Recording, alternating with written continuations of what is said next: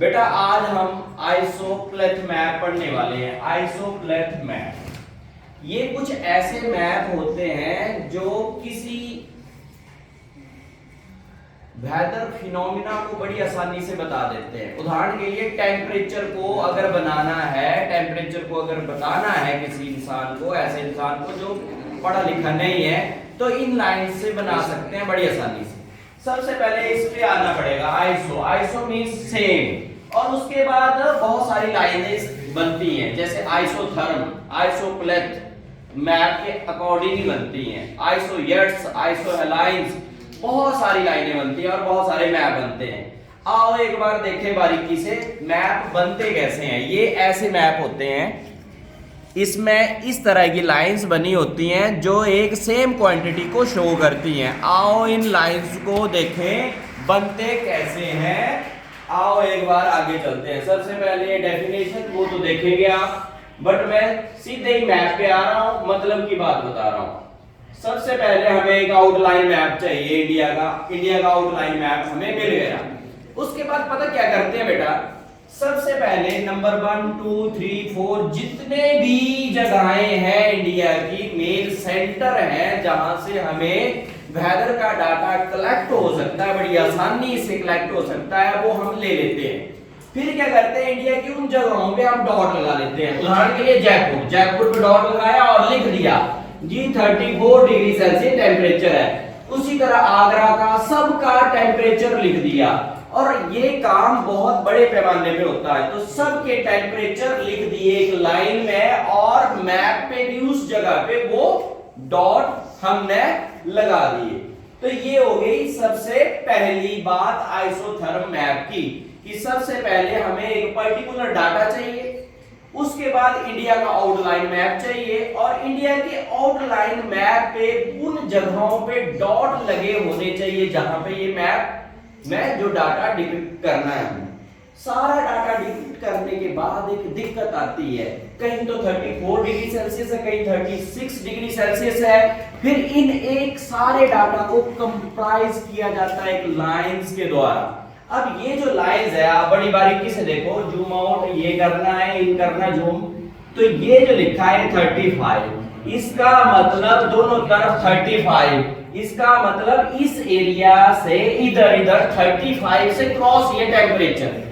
दूसरी लाइन यहां बनी है, ये लाइन बनी है, इसको अगर हम बारीकी से देखें तो ये लिखा है, देखो इस पे मैप पे क्या लिखा है, ये जो लाइन है ये क्रॉस करके 33 की बनी है। तो हम एवरेज ले लेते हैं, हर मैप का एवरेज ले लेते हैं।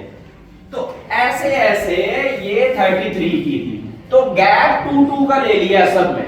अब ये लाइनें बनी कैसे, मैं यहाँ एक समस्या करूंगा खड़ी, फिर देखेंगे कि कैसे हमें पता चलता है। उदाहरण के लिए 33 का पॉइंट आपको मिला ही नहीं, ये 37 का पॉइंट मिला किसी जगह पे, ठीक है, और यहां पर 31 का पॉइंट मिला। अब आपको 33 की लाइन बनानी है, बट मैप में कहीं भी 33 नहीं मिल रहा है आपको। फिर सबसे अच्छा तरीका 33 को निकालने का, आओ एक बार देखें। सबसे पहले एक स्केल लेनी है। स्केल है आपके पास? नहीं, स्केल लेनी है, स्केल होनी चाहिए। देखो एक बच्चे ने हमें स्केल प्रोवाइड की, कितना अच्छा बच्चा है ये। स्केल ली, 31 की जगह पे डॉट पे पॉइंट लगाया, 37 पे पॉइंट लगाया, स्केल यहां रखी और दोनों के बीच में एक लाइन लगा दी।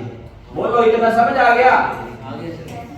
लाइन लगा दी, जैसे इस पे देखेंगे ये 37 है, ठीक है, 32 है, ये 35 है, तो 32 और 35 के बीच में एक हम लाइन लगा लेते हैं। ये 32 है और 35 के बीच में। फिर हम उसको देख लेते हैं कितने सेंटीमीटर है जी, ये लगभग 1 सेंटीमीटर है। जब ये 1 सेंटीमीटर है तो इसको हम क्या करेंगे, 32 से आगे जब चलेंगे 33 आएगा, 34 आएगा, 35 आएगा, तो 32 से कितना आगे चलेंगे 35 आएगा, 32, 33, 34, 35, तो बीच में कितने हिस्से बनाने पड़ेंगे, 3 हिस्से बनाने पड़ेंगे। तो देखेंगे ये लाइन कितने सेंटीमीटर की है, ये अगर 10 सेंटीमीटर की लाइन है तो 10 सेंटीमीटर को 3 हिस्सों में डिवाइड करना पड़ेगा। फिर 3 हिस्सों में डिवाइड कर दिया तो पहले हिस्से का नाम क्या होएगा? 32 के बाद क्या आएगा? 33। तो बस 33 की लाइन आपको मिल गई।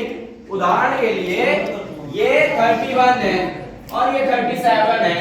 37 और 31 के बीच में जो लाइन बन रही है, इसको लाइन को स्ट्रेट लाइन बनाया, इसको कितने हिस्सों में बांटना है? 31 से लेके 37 कितने हिस्सों में? 6 हिस्सों में बांटना है। तो दूसरा हिस्सा आएगा 31 था, 32, 33, 34, 35, 36, तो ऐसे 37 तक आ जाएगा।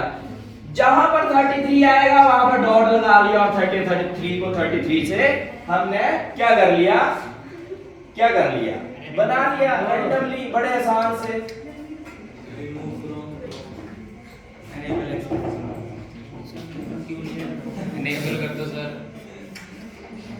फिर से एक बार इसको ओपन कर लेंगे।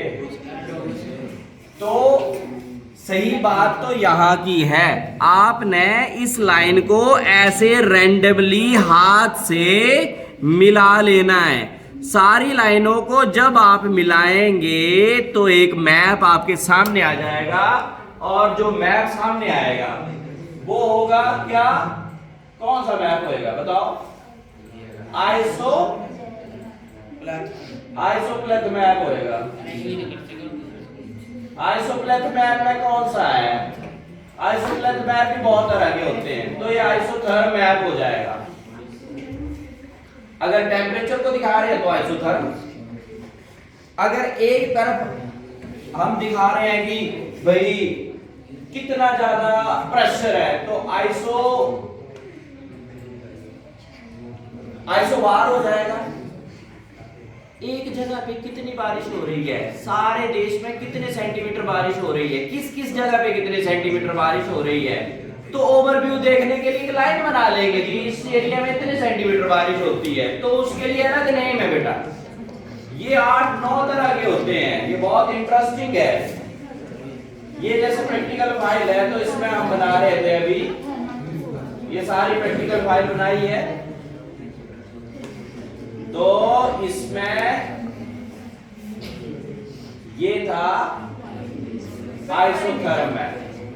ये देखो पूरा एग्जैक्ट हमने लाइन पे पहुंचा दिया। तो इस तरह अब एक नई समस्या इस मैप में आने, यहां 31 की लाइन है और ये 33 की लाइन है, बट बीच में कई बार टेम्परेचर आ गया 37, तो 37 ना यहां पहुंच रहा है ना यहां पहुंच रहा है। इसको क्या करेंगे? 37 को राउंड करके यही लिख देंगे। आइसोथर्म लाइन कभी भी एक दूसरे को क्रॉस नहीं करती है।